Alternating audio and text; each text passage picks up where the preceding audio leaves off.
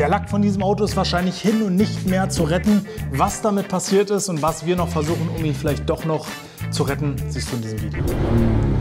Ich habe ja schon viel gesehen und auch wirklich viel Schaden an Lack, der so entstehen kann, aber das da hinter mir übertrifft wirklich alles. Marcel, du hattest das Glück, an dem Auto arbeiten zu dürfen. Erzähl doch mal, was ist hier eigentlich passiert? Glück, eher die Freude, wa? Also passiert ist, 7, 8 Jahre die Folie drauf, eine recht billige Folie, ausgeblichen, verwittert, spröde, rissig, ja. Kaputt. Und wahnsinnig kaputt, ja. Immer kleine Stücken. Ja. Das heißt im Endeffekt, das Auto war komplett foliert. Es war ein Car-Wrapping in einer, ja, vor 8 Jahren, sag ich mal, war total in so ein bisschen Red-Look, ne? Alles so ein bisschen oll gemacht. Man sieht es noch ein bisschen auf den Holmen. Da hinten ist noch Restfolie da. So sah das ganze Auto aus und der Folierer hat das Auto versucht zu entfolieren und hat dann gemerkt, ups, das klappt nicht. Und wenn ein Folierer Probleme hat, ein Auto zu entfolieren und dir das Auto als Aufbereiter bringt und sagt, kannst du mir vielleicht mal helfen, dann solltet ihr wirklich schleunigst überlegen, ob ihr Urlaub habt, krank seid oder die Kinder in die Schule müssen. Weil Marcel, wie lange hast du nur fürs Dach gebraucht? Also Pi mal Daumen, 3, 3,5 Stunden. Ja. Und alles klebt noch. Also genau. Folie ist zwar runter, aber wir haben alles voller Kleber. Und das Schärfste ist, das zeigen wir euch jetzt hier mal im Bild, es ist da hinten an der Stelle auch es hat ein Transfer stattgefunden von Folie auf Lack. Also selbst da, wo keine Klebereste mehr sind, ist der Lack, sieht aus wie foliert noch. Genau. Ne? Natürlich nicht mehr farbig, aber die Struktur ist drin. Er ist am Ende hin. Ne? Also das Einzige, was man jetzt hier noch machen kann, um das zu retten, ist den Kleber runternehmen und gucken, wie es aussieht. Aber wahrscheinlich wird an einer Neulackierung zumindest der liegenden Flächen nichts drumherum gehen. Marcel, was meinst du, warum sind die liegenden Flächen so schlecht oder so schlimm? Der Rest geht ja tatsächlich. Untenrum ist ja okay. Ich denke mal, weil da unmittelbar die UV-Strahlen so dermaßen gewirkt haben. Der Kunde hatte vielleicht keine Garage oder kein Carport und hat dann ständig unter der Sonne und kalt, warm, heiß. Ja. Ich gehe davon aus, dass es deswegen ist. Ja. Also Marcel, du hast ja wirklich schon tolle Vorarbeit geleistet und hier deine Finger wund gepult. Jetzt müssen wir nur gucken, wie die Klebereste runtergehen. Aber da haben wir von euch im Video von unserem Polo tolle Hinweise und Tipps bekommen, was wir noch alles probieren können, weil wir ja damals auch große Probleme mit den Kleberesten hatten auf dem Dach und auch mit den Aufklebern an der Seite. Da haben wir uns ja auch die Finger gebrochen bei und leider auch den Lack ein bisschen kaputt gemacht. Das wollen wir hier vermeiden, deswegen haben wir eure Top 3 Tipps, und zwar die Produkte, die die 3 Produkte, die am meisten in den Kommentaren genannt wurden, einmal gekauft und werden probieren, ob man mit diesen Hausmitteln, kann man fast sagen, Klebereste entfernen kann.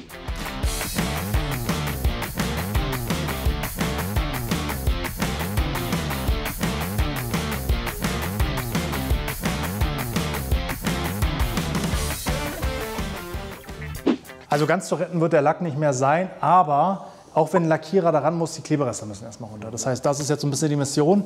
Wir müssen mal schauen, ob wir es zeitlich schaffen, ob wir die überhaupt noch runterkriegen oder den Folierer enttäuschen müssen. Aber starten wir mal mit eurem Tipp Nummer 1. Fand ich ziemlich absurd, wurde aber oft genannt, nämlich Pflanzenöl, Olivenöl, Sonnenblumenöl, Kokosöl, wurden verschiedene Sachen genannt. Wir haben jetzt hier mal ein Bratöl, das ist ein Sonnenblumenöl im Endeffekt. Ich habe noch ein bisschen Olivenöl mit reingekippt, weil ich einfach nicht mehr genug davon hatte.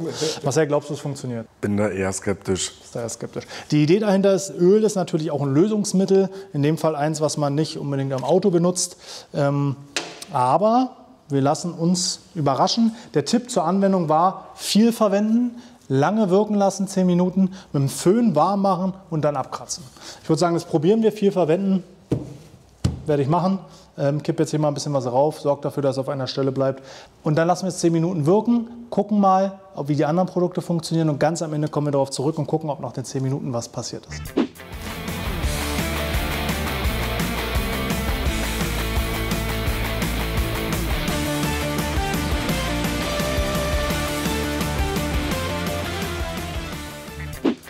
Tipp Nummer 2. Des deutschen Liebling. WD-40. Ja. Habe ich auch oft gelesen. Tatsächlich ist ja mittlerweile auch relativ bekannt, dass WD-40 jetzt nicht wirklich pflegt, sondern eher reinigt, weil hauptsächlich Mineralöle drin sind. Könnte funktionieren. Ob das bei so extremer, so extrem Kleberresten funktioniert, weiß ich nicht, Marcel. Was glaubst du? Also wenn man jetzt beide Sachen vergleicht, würde ich eher tendieren zu WD-40 vielleicht, weil da vielleicht noch andere Mittelchen drin sind, als wie bei so einem reinen Bratöl. Ja. Wie gesagt, hauptsächlich Lösungsmittel, deswegen können wir es auch nicht lange wirken lassen, weil es einfach verdampft. Also würde ich einfach mal sagen, wir können ja erstmal eine nicht ganz so schlimme Stelle nehmen und wenn es da funktioniert, wagen wir uns hier an die Brocken ran.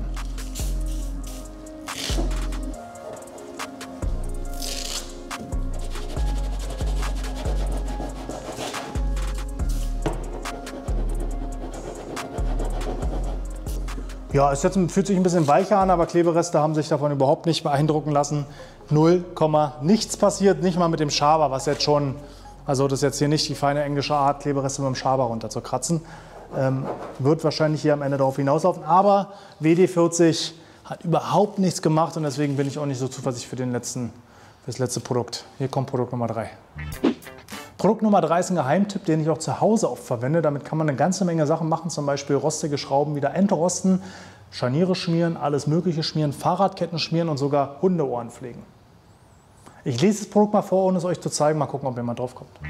Haushalt, Garten und Lederpflege. Bei hakenden, schlössernden, quietschenden Scharnieren pflegt und reinigt Aluminium, Edelstahl, Holz, Kunststoff und entfernt Fette und auch Teer. Macht Leder weich und elastisch, konserviert, schützt vor Rost, verharzt nicht.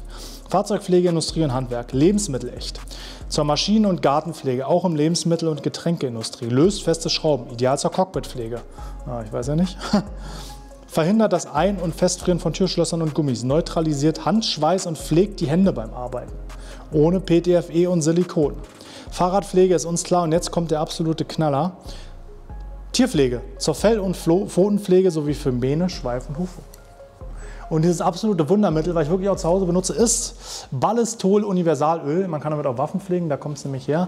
Und das wurde uns auch als Tipp genannt für Klebereste. Der Hintergrund ist, wir haben natürlich auch ein paar Lösungsmittel drin wie beim WD-40, aber lebensmittelechte, hautverträgliche, tierverträgliche und zusätzlich eine pflegende, ölhaltige Komponente, was wieder so ein bisschen in eine Richtung von unserem Speiseöl geht, also eine Mischung aus beidem.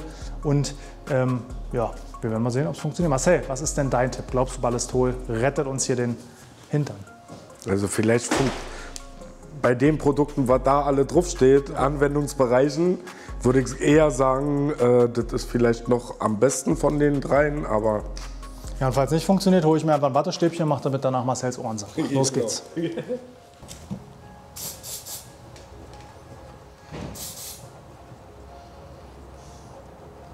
Bevor wir jetzt zeigen, ob Ballistol funktionieren wird, sind die 10 Minuten jetzt abgelaufen, sehe ich auf meiner vorhandenen Knochenuhr. Wir kümmern uns mal ums Olivenöl und gucken mal, ob da was geht. So, versuchen wir es erstmal ohne weitere Hilfsmittel. Das heißt, ich reibe jetzt hier nur über das Öl. Das ist auch noch ölig, also es ist nicht irgendwie verflogen. Und also es kommt minimal was runter, ne? Aber die Frage ist jetzt, ist diese Mini-Faser- oder Klebefaserspur, die wir hier dran haben, einfach von dem Tuch, vom Rubbeln. Das können wir ja mal an einer anderen Stelle testen, dass wir mal einen Vergleichswert haben. Da war nichts dran. Ja, die kommt selbst hier runter. Also es ist nicht eindeutig. Es ist auch nicht super, also hier geht nicht wirklich viel ab. Aber wir versuchen es jetzt mal mit dem Föhn. Gut, wir versuchen es jetzt mit Erwärmen, wie empfohlen. Das ist ja ein Bratöl, ist ultra erhitzbar. Da können wir wirklich ein bisschen Gas geben und reiben mal zwischendurch ein bisschen. Ja, es kommt ein bisschen was runter, aber jetzt nicht so die Masse. Ich probiere es zusätzlich nochmal mit dem Schaber, um dem Öl hier wirklich jede Chance zu geben. Also der Schaber rutscht und flutscht auf jeden Fall gut, so viel kann ich sagen.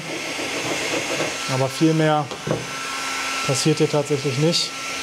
Also selbst wenn es in der Theorie irgendwann funktionieren würde, also weit weg von sinnvoll.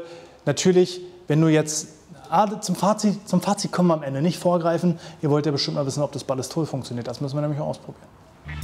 So, und jetzt kommt der spannende Moment. Das Ballistol ist noch leicht feucht, ist schon fast ein bisschen getrocknet. Ich gebe noch mal ein bisschen nach und wische jetzt mal hier. Nee, Mo, guck mal. Das funktioniert.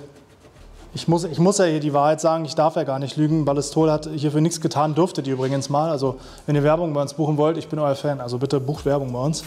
Aber also, sorry, also ich habe es jetzt aufgenommen, weil wir wollen ja hier auch Zuschauerkommentare ernst nehmen. Aber ich hätte nicht gedacht, das funktioniert. Vor allem nachdem WD-40 überhaupt nicht funktioniert hat. Aber ja, es ist müßig und es wird hier wahrscheinlich auch lange dauern und eine große Flasche Ballistol verbrauchen. Aber Schaber geht sogar gar nicht so gut. Aber mit dem Mikrofasertuch, ihr seht, was hier an Fetzen dran landet, ne? Also holla die Waldfee und Prost Mahlzeit, wer das ganze Auto so machen muss. Aber selbst bei diesen dicken Kleberesten, das funktioniert. Also ich bin begeistert und ich könnte das Zeug jetzt sogar mir ins Ohr sprühen, ne? Und für meinen Hund benutzen und keine Ahnung was mitmachen. Also ich mache jetzt hier wirklich einen riesen fetten Flatschen gerade weg damit und es dauert, ja, aber also dafür bräuchte ich schwerste Lösungsmittel. Also einfach um nur was zu nennen, Kochchemie Eulex, Sonax, Stainex würde damit auch fertig werden. Das wäre auch so das Mittel der Wahl der Autoaufbereiter und würde das auch schaffen. Aber ich habe hier ein biologisch abbaubares, lebensmittelechtes Universalprodukt, was das hier runternimmt. Also sorry, ich bin jetzt wirklich, wirklich überrascht und kann sagen, Ballistol zum Entfernen von Kleberesten auf lackierten Oberflächen und Glas, top. Gut, dann würde ich sagen, ich bereite schon mal vor, warte noch auf den Marcel, der macht gerade eine Besichtigung, während wir hier drehen, also eine Kundenbesichtigung. Dann hat er hier, ja, weiß er von seinem Glück, dass wir was gefunden haben, was funktioniert. Das heißt, er muss noch weitermachen an dem Auto. Und ja, ich würde sagen, wir nehmen euch mal mit und zeigen euch den Prozess.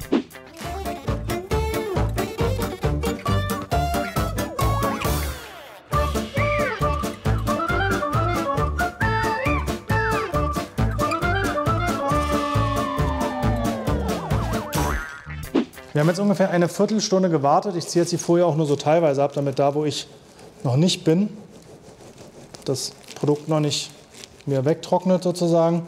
Also man wird ja auf jeden Fall einiges an Mühe investieren dürfen und müssen, damit es vernünftig funktioniert. Aber es kommt wirklich eine Menge runter und es ist echt eine relativ effiziente Geschichte. Vielleicht wäre es nochmal von Vorteil, wenn man sich jetzt, das Produkt gibt es ja auch zum Tropfen, also aus so einer Dosierflasche, nicht zum Sprühen, wenn man das Tuch da drin noch ein bisschen tränken würde. Dann hätte man halt beim Arbeiten ein bisschen mehr Produkt. Das ist jetzt einfach Quatsch, das hier die ganze Zeit rumzusprühen. Einmal steht dann die Luft irgendwann vor Ballistol und zum anderen ist es einfach Produktverschwendung. Aber man sieht ja wirklich, wie gut das hier funktioniert. Ne? Und im Verhältnis zu der Arbeit, die sowas hier macht, mit einem Schaber und den Schaden, den es anrichtet, ist das natürlich die deutlich schonendere Methode. Und wir müssen natürlich oft das Tuch drehen. Aber ansonsten funktioniert das hier wirklich immer noch überraschend gut. Also ich finde es immer noch überraschend, so rum, wie gut es funktioniert. Nichtsdestotrotz bleibt es eine absolut bescheidene Aufgabe und auch eine, bei der man sich überlegen muss, ob man da einen Aufbereiterstundensatz für bezahlen will, wenn es das eigene Auto ist. Vielleicht, wie gesagt, ihr habt jetzt gesehen, wie man sowas machen kann. Je weniger Klebereste ein Fahrzeug natürlich hat oder eine Oberfläche hat, desto einfacher geht es. Also einen normalen Sticker oder mal eine Folie von Glas oder Lack damit zu entfernen, wird mit Sicherheit sehr, sehr einfach. Kann ich wirklich nur empfehlen. Funktioniert 1A, hat mich überrascht. Wie gesagt, Olivenöl wird auch mal funktionieren, wenn irgendwie beim Ablösen von einem Sticker ein bisschen was übrig geblieben ist. Aber einfach bei hartnäckigen Kleberesten eher nicht. Dann doch lieber dazu greifen. Jetzt dürfte es aber reichen. Ach, passend, Marcel, da bist du ja wieder. Was habt ihr denn da gemacht? Ja. Was haben wir da gemacht? Ich habe dir da mal was vorbereitet, während du eine Stunde beim Beratungsgespräch warst. War ja sehr intensiv, ne? Ja, sehr. Passiert euch das auch manchmal, dass Beratungsgespräche so komplett Besichtigungsgespräche, Angebotsgespräche komplett ausarten und so den Rahmen verlieren und ihr manchmal das Gefühl habt, ihr wisst gar nicht, wo der Kunde jetzt genau herkommt und hin will und bucht dann trotzdem nicht den Auftrag? Dann schreibt doch mal eure Probleme oder euer Thema in die Kommentare. Dazu mache ich doch gerne mal ein Video für euch, um das eben zu beheben. Aber wir wollen ja gar nicht weiter drumherum quatschen, Marcel. Probier doch mal, ob es jetzt leichter abgeht. Ich habe dir da was vorbereitet. Ja, da war Folie drauf. Ich hole die Mühe voll runter und ihr packt hier wieder was drauf. Geht gut, ne? Also geht relativ gut, ja. Ja. Und das mit einem Produkt, womit du deine Ohren pflegen kannst. So ein Ding, oder? Gut, ich würde sagen, der Marcel ist ja jetzt voll in seinem Element. Macht mal weiter und für euch gibt es dann natürlich am Ende das Ergebnis.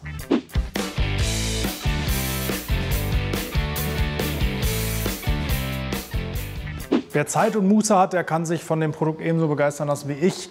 Natürlich ist ein Kochchemie Eulex, ein Sonax, Stainex effektiver, ganz klar. Aber wir reden hier von einer ganz anderen Kategorie an Lösungsmitteln. Wir reden hier von einer ganz anderen Kategorie an Gefahrenhinweisen und an Sicherheitsmaßnahmen, die man treffen muss, wenn man diese Produkte benutzt. Dafür geht es ungefähr doppelt so schnell, würde ich einschätzen. Aber für das Produkt, ich habe euch vorgelesen, das könnt ihr gefühlt trinken, top. Also, Ja. oder? Kann man Ja. wirklich so machen. Das Vorher-Nachher ist top. Ja. Marcel, bist du jetzt traurig oder glücklich, wenn ich sage, dass wir das Auto nicht fertig machen müssen? Glücklich. Yippie!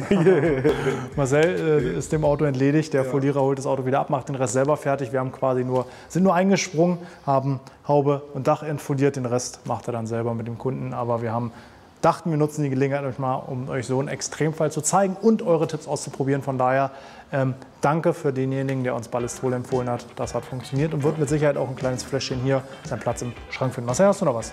Nö. Dann vielen Dank fürs Zuschauen. Schreibt eure Kommentare ins Video. Wir sehen uns beim nächsten Mal. Abonniert den Kanal und drückt die Glocke. Haut rein.